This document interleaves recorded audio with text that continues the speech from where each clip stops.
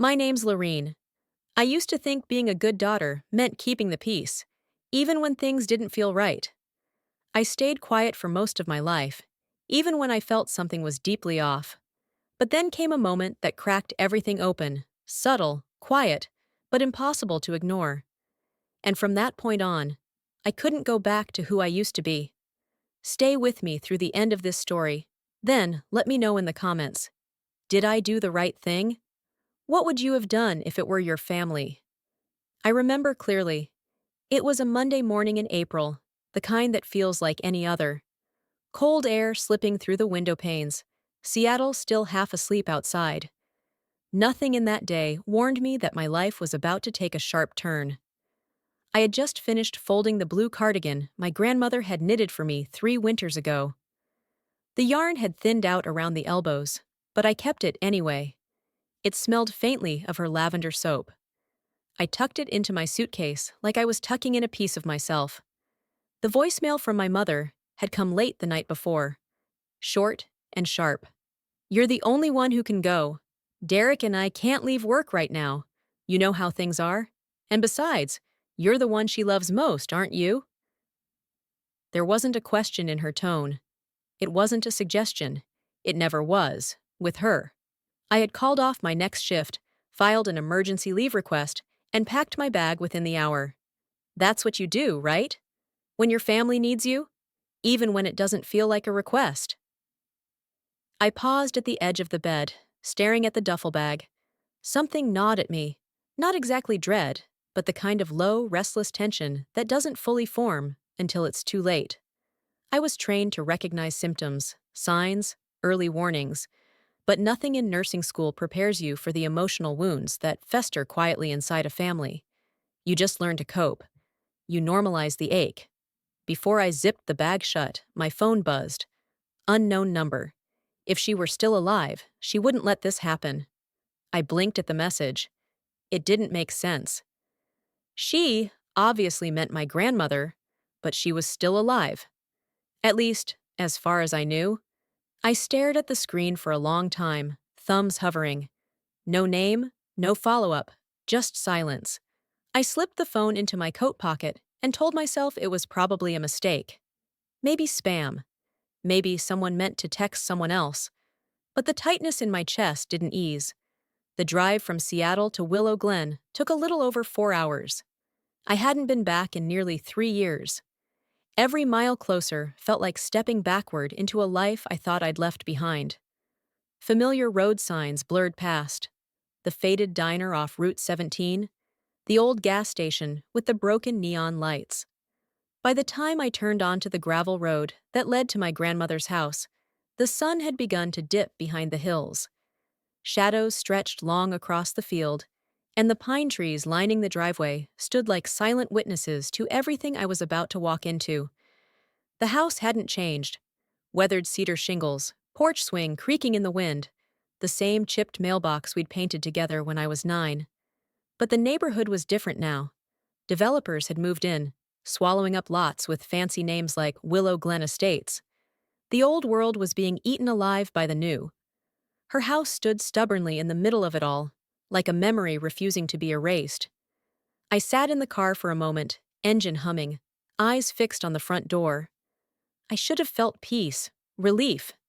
I had made it back, hadn't I? Instead, all I felt was the weight of something I couldn't quite name pressing against my ribs. I reached into the glove box and pulled out the envelope I'd packed the night before. Inside was a photo of me and Grandma on the back porch, holding iced tea jars in the July sun. She had her arm around my shoulder. That was the summer I broke off my engagement. The summer I realized that not everyone who said they loved you meant it the same way. She didn't ask questions, just poured more lemonade and said, "Love is supposed to steady you, not knock you off balance." I shoved the envelope back into the glove box and stepped out of the car. The screen door creaked as I knocked. No answer. I let myself in, the way she'd always told me I could. The smell hit me first, cinnamon and old wood, and something else, medication, maybe, or time. She was lying in the back room, eyes closed, chest rising and falling in that thin, tired rhythm. A home nurse had been hired, apparently, but no one told me. There was a clipboard on the nightstand with her medication schedule. Neat, efficient handwriting that wasn't mine. I sat beside her and reached for her hand. Her skin was cool, but warm enough to hold on to. "Hey," I whispered. "I'm here now." Her eyes fluttered for a moment. I didn't know if she heard me. I stayed there until the room turned dark around us. I didn't know it yet, but I hadn't just come back to care for a dying woman. I had walked straight into a house filled with secrets, where kindness was a currency and loyalty was used like a weapon. I was here to look after someone on the edge of leaving this world. But the truth? What needed saving had died long before I arrived. The first 3 days blurred together like rain on a windshield, soft, persistent, and quietly suffocating. I barely left the bedroom, only stepping away long enough to reheat soup or wash out a basin. I fed her, turned her gently when she groaned, wiped her forehead with a damp cloth when her fever climbed. There was no one else. No mother. No cow. No knock on the door or check-in text. Just me and the sound of her breathing, thinner now, like a whisper struggling to stay in the room. Every night, I slept on the recliner by her bed, wrapped in a throw blanket that didn't cover my feet.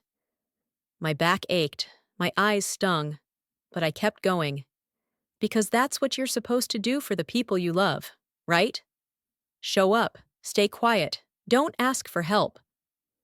At least that's how I was raised. But by the fourth night, something inside me started to shift. I wasn't angry, not yet. It was more like a quiet bruising, a pressure behind my ribs. I was exhausted, not just from the physical care, but from the silence, from the way the world outside this house just kept turning while I disappeared into it. I started thinking about all the times growing up when I'd been left to figure things out on my own, like the time I had a fever of 103, lying curled on the couch in a damp t-shirt, and Mom was hours away. Stuck at work. Kao Kong Hut Joch Jien Thawai. It was Grandma who sat beside me all night, spooning cold water into my mouth and reading aloud from a tattered mystery novel to keep me awake. She had always been the soft place I landed when the rest of the family felt like concrete. That night, as I replaced her IV bag, I caught a glimpse of myself in the mirror. The woman staring back at me looked drained, a little older than 38, hair tied in a limp knot, eyes ringed in fatigue. I barely recognized her. My phone buzzed from the windowsill. I walked over and saw a name flash across the screen. Maribel Tran. Maribel and I had trained together back in Seattle. She left nursing a couple years ago to work in legal advocacy for elder care. We hadn't talked in months. I picked up. "You're still awake," she said gently, her face filling the screen in soft yellow lamplight. "I had a feeling." I gave a tired half smile. "Time runs differently in this house." She studied me for a moment. "How's your grandmother?" "Holding on, barely." "And how are you?" That stopped me. I blinked. No one had asked me that. "I'm here," I said finally. "Doing what needs to be done." She tilted her head. "Lorene, are you doing this because you want to, or because your mom made you feel like you had to?" I didn't answer. My throat felt tight. "I'm not judging," she added. "Just, sometimes we think we're being dutiful when really, we're just trying to outrun guilt someone else planted." That sentence hung in the air long after the call ended. The next morning, I decided to clean out the medicine cabinet in the hallway. Most of the medications were expired, scattered across the shelves like forgotten intentions. I gathered bottles into a trash bag, wiped down the surfaces, and reached for the top shelf. There was a thin envelope tucked between a box of gauze and a bottle of lotion. Cream-colored, labeled in ballpoint pen. Property documents. I sat down at the dining table and opened it. Inside was a photocopy of a notarized document, a transfer of property deed, my grandmother's name, the house address, and then my name, listed clearly as the new legal owner. At first, I felt a strange warmth spread across my chest. A sense of honor, maybe. Gratitude. But then my eyes drifted to the bottom of the page. The signature. It was my name, but it wasn't my handwriting. I stared at the looping L, the slanted E's. Not mine, not even close. My hands went cold. I flipped the document over, looking for a note, an explanation. Nothing. I read it again. The date was 2 months ago. 2 months ago, I was still working full-time in Seattle. I hadn't seen her since Christmas. How could my name be on a transfer document I never signed? Why would someone fake it? And why use my name? I sat there frozen, the envelope in one hand, the paper trembling slightly in the other. The house creaked around me, the refrigerator humming in the background like nothing had changed. But everything had. I looked down again at that signature, at the name that looked like mine, but wasn't mine at all. I didn't know what game I'd been pulled into. I didn't know who was playing, or how long they'd been setting the board. All I knew was, I hadn't signed that paper. And suddenly, it felt like I wasn't just here to care for a dying woman. I was standing in the middle of a carefully constructed lie, and the only thing more terrifying than the forgery itself was the quiet, sinking feeling that the people I called family might be the ones who put it there. She passed sometime around 3 in the morning. I had just stepped out to warm a mug of tea, and when I came back, her chest no longer rose. Her eyes were closed, mouth slightly open, peaceful in a way I hadn't seen her in weeks. I sat next to her, holding her hand for a long while before calling the nurse on duty. Then I called the on-call doctor, then the funeral home. Each call came with its own quiet sense of procedure, as if grief could be processed like a checklist. But I moved through it because there was no one else to do it. There were no tears at first, just stillness. My body felt hollow, like something had been scooped out and not yet replaced. I brushed her hair back from her forehead and whispered, "Thank you for waiting." By sunrise, the house was quiet again, the sheets stripped from the bed, the hallway full of absence. I hadn't slept, but adrenaline kept me moving. I organized what little paperwork I could find, packed up her toiletries, made a list of what needed to be donated. My mother didn't arrive until noon the next day. She stepped into the living room like it was a hotel lobby. No hug, no apology for not coming sooner.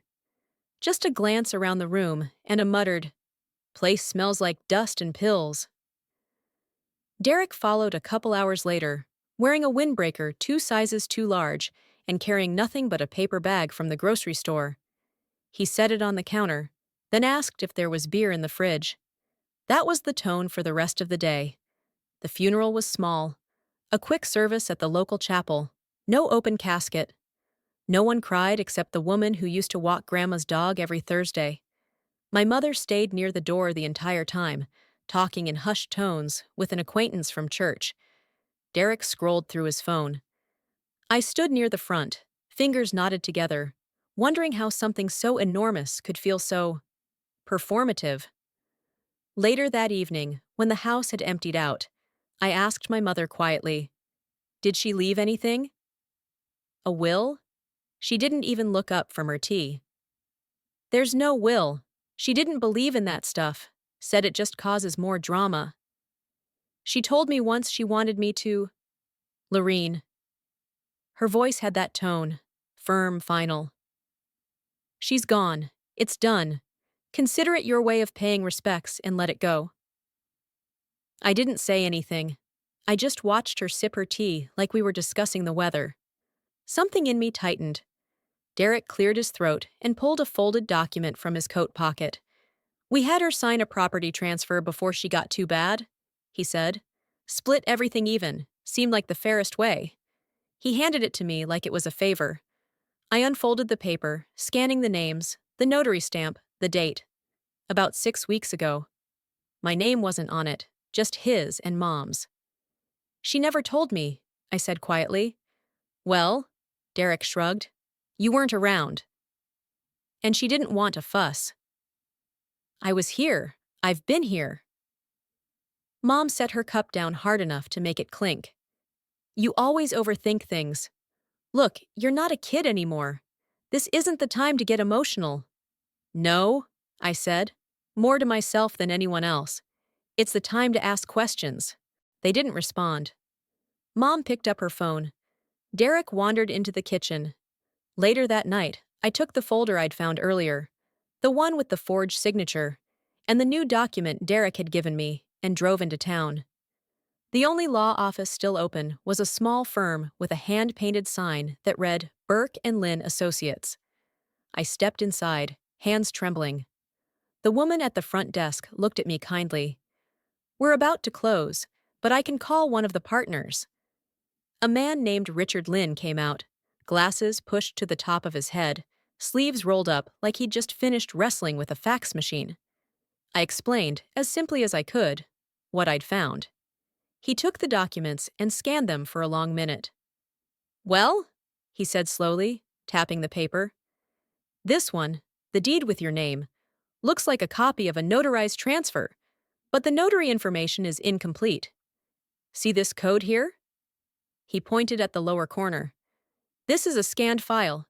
There's no original stamp, no embossed seal." "And that means what?" "It means someone submitted a copy. That's not uncommon, but it should have an original backing it. If not, we've got a problem." "What kind of problem?" He looked at me, quiet for a beat too long. "A legal one," he said finally. I stepped outside into the sharp evening air. The sun had gone down completely, the sky the color of bruised plum. My fingers ached from clenching the papers. They used my name. They forged something in my name. I didn't know yet what it meant legally, or emotionally, if I'm honest. But my gut told me this was deeper than I wanted to believe. I stood on the sidewalk for a long while, listening to the rustle of trees and the low hum of cars on Main Street. I had a feeling that whatever my family had set in motion, it wasn't just about a house. And whatever came next, I was already in it. The cafe was called Blue Fern. It sat on the corner of Main and Elm, tucked between an antique shop and an old tailor's storefront. I remembered it from years ago, back when Grandma would treat me to cinnamon toast and hot cocoa after Sunday service. It still smelled like burnt espresso and warm butter. Still had the mismatched chairs and crooked blinds that somehow made the place feel honest. Maribel was already there when I walked in, sitting at a corner table with 2 mugs of coffee and her laptop open. She looked up and gave me that calm, steady smile she'd always had, even in the chaos of night shifts back in Seattle. "You look tired," she said softly, standing to hug me. "I am." We sat in silence for a moment, sipping coffee. Mine had just the right amount of cream. She remembered. "You brought the documents?" she asked. I slid the folder across the table without a word. She flipped through the pages with care, eyes scanning, lips tightening slightly as she read. Every few seconds she'd pause, tap the edge of the paper with her finger, then move on. Finally, she looked up. "This might be forgery," she said plainly. I froze. Even though I'd already suspected it, hearing someone else say it, especially someone who knew the law, made it real in a way I wasn't prepared for. "If it is," she continued, "you'd be within your rights to challenge it. And depending on who filed this and how, there could be criminal implications." "Criminal?" My voice came out thinner than I expected. "Yeah, real estate fraud, falsifying legal documents, elder exploitation maybe. Depends what we find." I looked down at my coffee, suddenly cold. "What happens if I don't say anything?" She took a breath. "Then the transfer stands. Your mother and Derek could sell the property. Once it's gone, it's gone." I felt like the air around me thickened. Every noise in the cafe faded. The clink of spoons, the low hum of conversation, all drowned beneath the roar in my head. "Mom always said," I began, not even knowing why I was saying it, "never take family problems outside the family. Don't air dirty laundry. Don't embarrass us." Maribel watched me closely. She didn't interrupt. "She said people would judge, that we'd look ungrateful, that it's shameful." "And do you still believe that?" I didn't answer. She leaned in. Lorene, I'm not telling you what to do. I'm just saying. Sometimes the things we're told to keep quiet about are the exact things we need to speak up about. I stared at the papers between us. She was dying, I whispered. She trusted them, and they used her, or at least used the moment. That doesn't make you disloyal for not letting it happen. I felt my throat tighten again. That word, disloyal, stung in a place I couldn't quite reach. I don't want to be the bad daughter. She didn't flinch. Maybe being the good daughter isn't what you think it is. There was a long silence. Then, quietly, she clicked something on her laptop.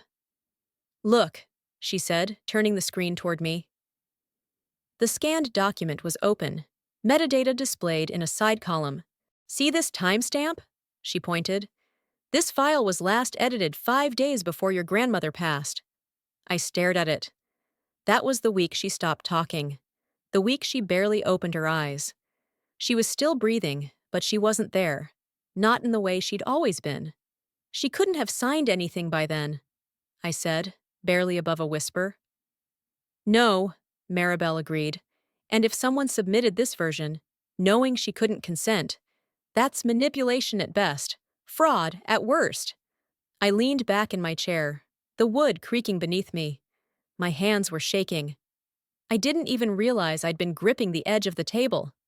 I don't want revenge, I said finally. I don't want to ruin anyone's life. I know, but I can't. I stopped, swallowed hard. I can't let them erase what she wanted, or use me to do it. Maribel nodded, then said something I didn't expect. Sometimes, she murmured, love has to come with boundaries. Otherwise, it'll bleed you dry. That sentence hit deeper than anything else she'd said. It didn't sound like advice. It sounded like truth, one she'd had to learn the hard way, too. We didn't speak much after that. I took the papers, thanked her, and walked out into the late afternoon sun. The breeze was sharp. The sky had clouded over, the way it often did in Willow Glen when a storm was coming. I didn't drive home right away. I sat in the car, watching the clouds move. I thought about all the times I'd said nothing, about the guilt I carried like an old coat that never quite fit, but I couldn't take off either. And then I thought about Grandma, the way her hand had felt in mine, the way she used to whisper, "Speak up, sweetheart. Your voice matters." For the first time in my life, I thought seriously about calling the police. Not to get even, not to punish, but because I could no longer let silence be mistaken for consent, and because I could no longer live with being used by the very people who were supposed to love me most. The night I came back from meeting Maribel, the house felt different. It wasn't anything obvious. The lights were still dim, the air still thick with that lingering mix of dust and old linens. But something in the bones of the place had shifted. Maybe it was me. Maybe it was the knowing. I dropped my keys on the hallway table and leaned against the wall. I hadn't told anyone I was coming back that night. Mom had returned to Portland after the funeral. Derek said he'd check in next week. So I had the house to myself. Just me and the ghosts, and the things they left behind. I walked through the living room, flicking off the porch light. Then I headed toward Grandma's bedroom, not sure why. Maybe just instinct. Maybe some part of me wasn't ready to go to sleep. As I passed the spare room, the one where I used to stay during summers, I noticed the rug was slightly off kilter. A corner of it was folded under, like someone had moved it quickly and didn't bother to fix it. I hesitated, heart picking up just a little. It could have been from earlier, from me vacuuming that morning, but something tugged at me. I walked in and knelt down, pulling the rug back. The wood underneath looked normal at first, but then I saw it, barely visible in the dim light, one floorboard with a thinner gap on one side, like it had been lifted before. I pressed gently. Nothing. Then a little harder. The board gave a faint creak, and the edge popped up just enough for me to grip it. I pulled. Underneath, nestled between two joists, was a narrow wooden box wrapped in an old pillowcase. My hands were trembling as I lifted it out and set it on the bed. It wasn't locked. Inside was a single document, folded neatly and sealed in a plastic sleeve. A handwritten will. My grandmother's name at the top, her signature at the bottom. The date was almost a year ago. She had left everything, house, land, contents, to me. There was a fingerprint at the bottom, smudged but deliberate. A second page included a letter in her handwriting, addressed to whoever finds this. I didn't read the letter right away. I sat there staring at the will, my heart thudding like a drum in my throat. I wasn't sure what I was feeling. Relief, yes, but also a kind of ache I hadn't expected. She had known. She had known they wouldn't respect her wishes, known enough to hide this, from her own daughter, from her own son. And yet, she still trusted me to find it. I unfolded the letter with hands that didn't feel like mine. If you're reading this, it means things didn't go the way I hoped. I wanted to tell you in person, but I was scared they'd talk me out of it. You've always been good, Lorene. Steady. You never asked for much. That's why I trust you with this. Don't let them twist it. I pressed the paper to my chest and let myself cry. Not loud, not broken. Just the quiet kind. The kind that slips out of you when you finally understand something you didn't want to believe. I cried for her, for the way she'd had to protect her final wishes like a secret. I cried for me, for the years I spent trying to be good enough for people who only noticed me when they needed something. But mostly, I cried for the part of me that still wanted to believe they hadn't meant to hurt me. I stayed there for a long time, the box open beside me, the room lit only by the hallway light spilling through the door. At some point, I whispered, "You trusted me, even when you couldn't say it out loud." And then, quietly, firmly, I added, "I won't let you down." By sunrise, I had made up my mind. I photocopied the documents, sealed the originals in a manila envelope, and drove straight to Maribel's office. She wasn't in yet, but I left the envelope on her desk with a note. Found the will. It's real. Call me. Then I drove to the police station. The woman at the front desk asked what I was there for. I paused, then said, "I need to report a possible case of property fraud, and I have evidence." Her brows lifted slightly, but she nodded and handed me a clipboard. As I filled out the form, my hands steadied.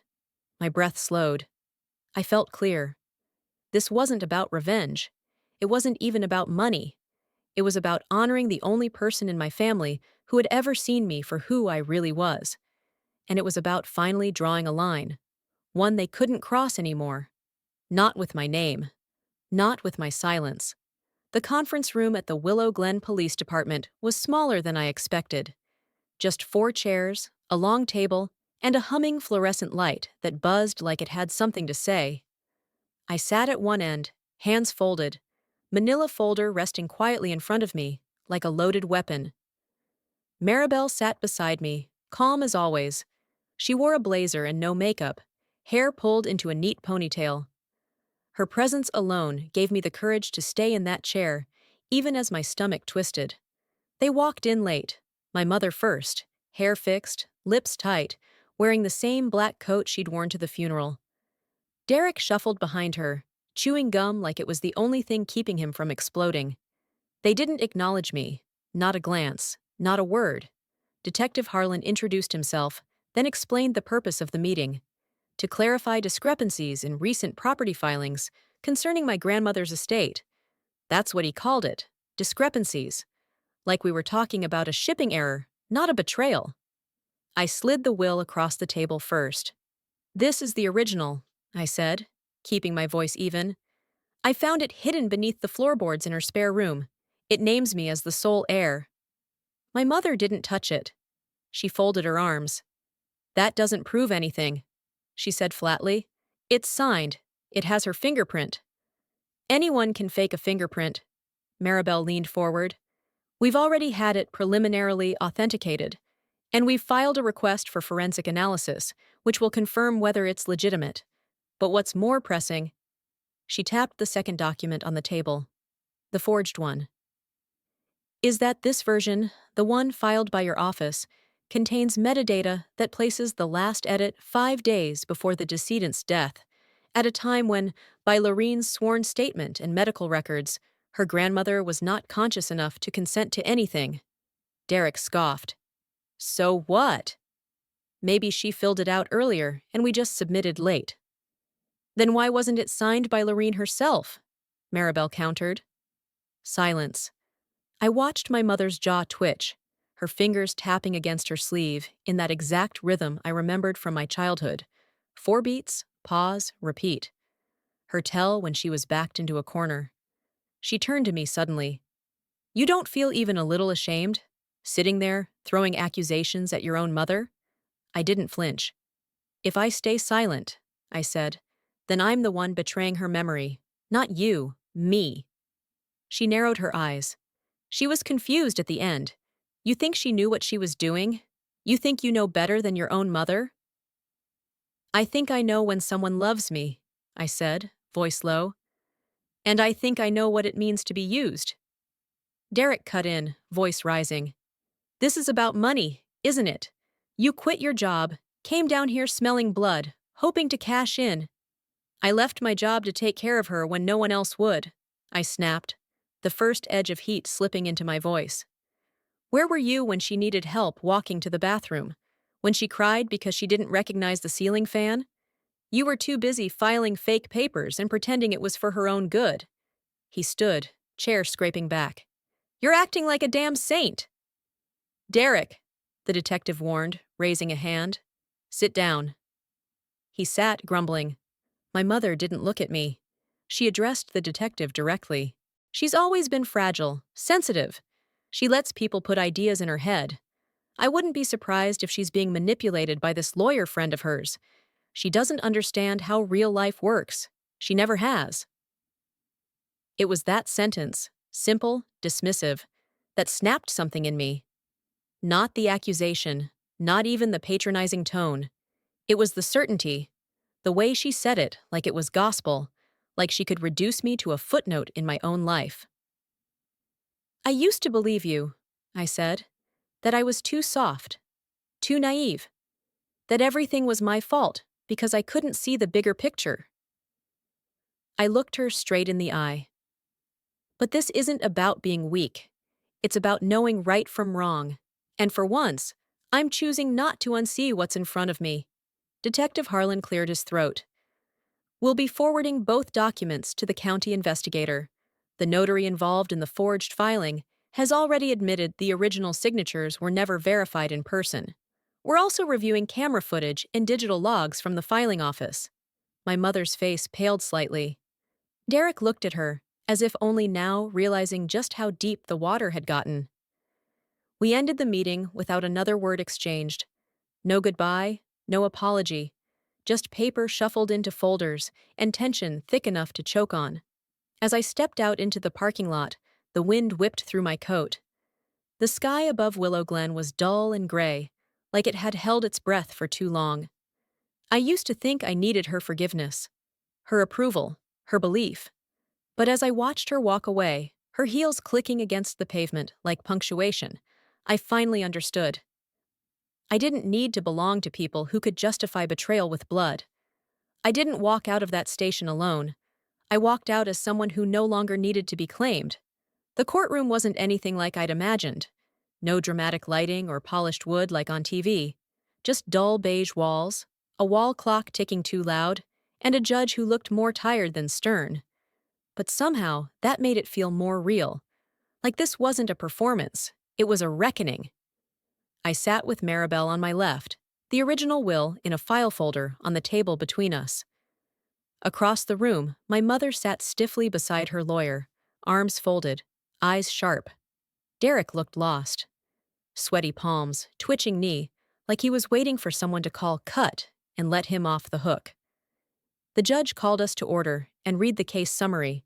Dispute over a family estate, contested will, questions surrounding a forged property transfer. Words that sounded so neutral on paper. In reality, they were drenched in betrayal. Maribel stood first, submitting the original will and a copy of the forensic report. The handwriting, fingerprint, and ink age all confirm authenticity, she said clearly. The decedent, Ms. Jeanette Kavanaugh, legally transferred ownership of her property solely to Ms. Lorene Kavanaugh, who was also her caregiver during the final months of life. The judge reviewed the file carefully. Silence stretched. "Do the respondents have any documentation to contest this?" he asked. Derek shuffled through a folder, hands fumbling. His lawyer stood and cleared his throat. "We submitted a notarized deed, Your Honor, but in light of the discrepancies identified by law enforcement and the notarizing agency's own admission of error, we have no further evidence to validate that claim." The judge nodded once, not unkindly. "So noted." My mother didn't move. Her face was unreadable. For once, she had nothing left to argue with, no logic to twist, no guilt to wield. And I think that was the hardest thing for her. Not the legal loss, the silence. When the judge finally spoke again, his voice was calm but firm. "The court recognizes the original, signed and authenticated will as valid. Full ownership of the estate is hereby granted to Ms. Lorene Kavanaugh." I exhaled, slowly. Not with victory, just release. A weight lifting I hadn't realized was pressing down on every part of me. Maribel touched my arm. I nodded. The judge asked if I had any final statements. I stood, carefully, heart steady. Not for them, for myself. "I'm not asking for anything else," I said. "I don't want restitution. I'm not here for revenge. I just want to keep the home my grandmother left me. That's all." Derek let out a breath, like he'd been waiting for a punch that never came. My mother didn't react. "And if there are other assets," I added, "I won't contest distribution, whatever the law allows. But I won't fight over things she never promised me."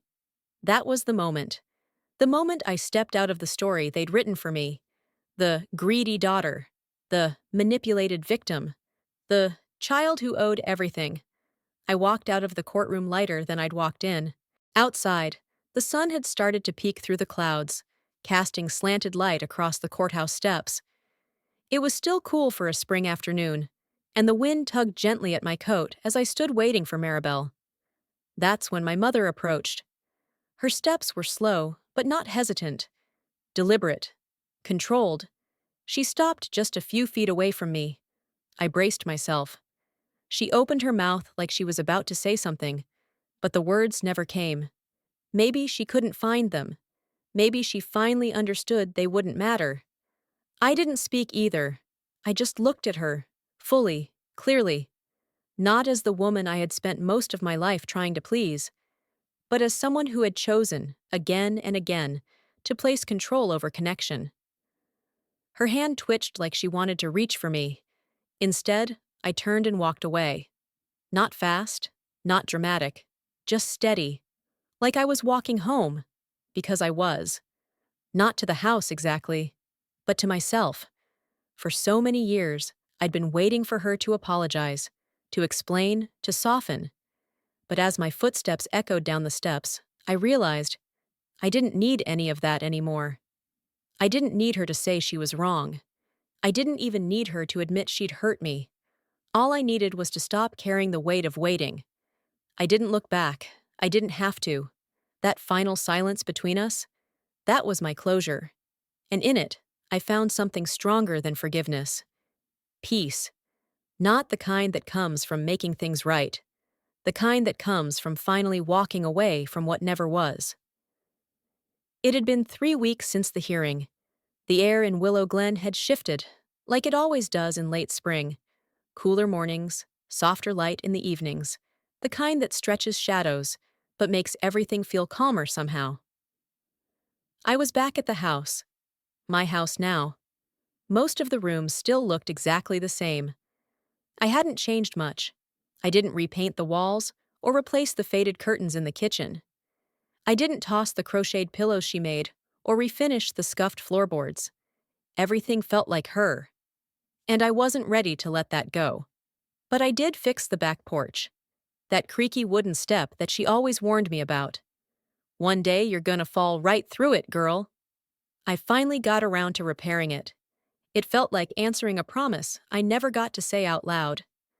As I scrubbed the baseboards in the hallway that week, I found an old photo tucked behind a loose frame.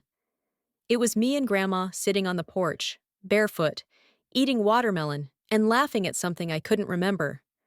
I stared at it for a long time before placing it back behind the glass. That's the thing about loss. It sharpens your vision in strange ways, makes you notice the stuff you never looked at before. The corners, the quiet. I no longer felt guilt for standing up, for saying no, for breaking the cycle. For most of my life, I believed love meant staying quiet, meant giving without asking, meant swallowing the ache and smiling anyway. But now I knew better. I used to think sacrifice was love. Now I knew love without fairness is just slow erosion. It chips away until you forget you had shape at all. As for my mother and Derek, they hired lawyers the moment the investigation moved forward, claimed they were misinformed, misled, misunderstood, blamed the notary, the timing, the emotions of grief.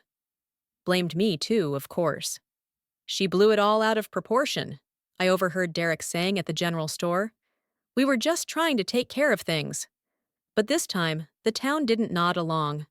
Willow Glen isn't big, and stories ripple here like stones in still water. People remembered who took care of Jeanette, who was at the hospital, who kept the lights on at that house. People noticed who didn't show up till the will was read. And when they looked at me now, it wasn't with pity. It was with understanding. Maribel came by one Saturday, dropping off a box of tea and an envelope with a pamphlet inside. It's a support group, she said, sipping her coffee on my porch. For women who've been through, well, family stuff, control, guilt, silence. I flipped through it slowly. There were faces on the flyer, older women, women my age. Some looked tired, some looked free. I think you'd be amazing there, she added, if you ever wanted to speak. I didn't answer right away, but something softened in me. Maybe, I said. For the first time, I think I could speak without needing to be heard. She smiled, nodded like she understood exactly what I meant. That evening, after she left, I stood barefoot on the front porch, watching the sky turn to amber. Across the street, a little boy darted past with his mother chasing close behind, both laughing as their dog barked madly at a squirrel. It didn't make me ache, it made me smile. Because for all the pain, all the betrayal, all the unraveling, there was still space for something simple, something true. Some losses teach you boundaries. Some betrayals force you to grow up. But every now and then, there's something left behind. A memory, a house, a piece of truth that reminds you what love is supposed to feel like. Real love doesn't keep you small. It doesn't ask for silence in exchange for acceptance. It doesn't punish you for having a voice. Real love holds you and says, you don't have to prove anything. I ran my hand along the porch railing, still splintered, still hers, and whispered, I'm okay now. And I was. I didn't need a letter from my mother. Didn't need a retraction or an apology. I didn't even need the world to know the whole truth. Because I knew it. And Grandma knew it. That was enough. I no longer needed a family to survive. I needed myself to live. Sometimes, we grow up thinking love means staying quiet, staying small, just to keep the peace. But love without respect, that isn't love. It's survival. And eventually, something inside us asks, is this really all I'm worth? Maybe you've asked yourself that too. If you've ever been made to feel selfish for drawing a line, or disloyal for protecting your peace, I hope this story reminded you, you're not alone, and you're not wrong for choosing yourself. If this story touched something in you, I hope you'll stay with me for the next one. There's more to say.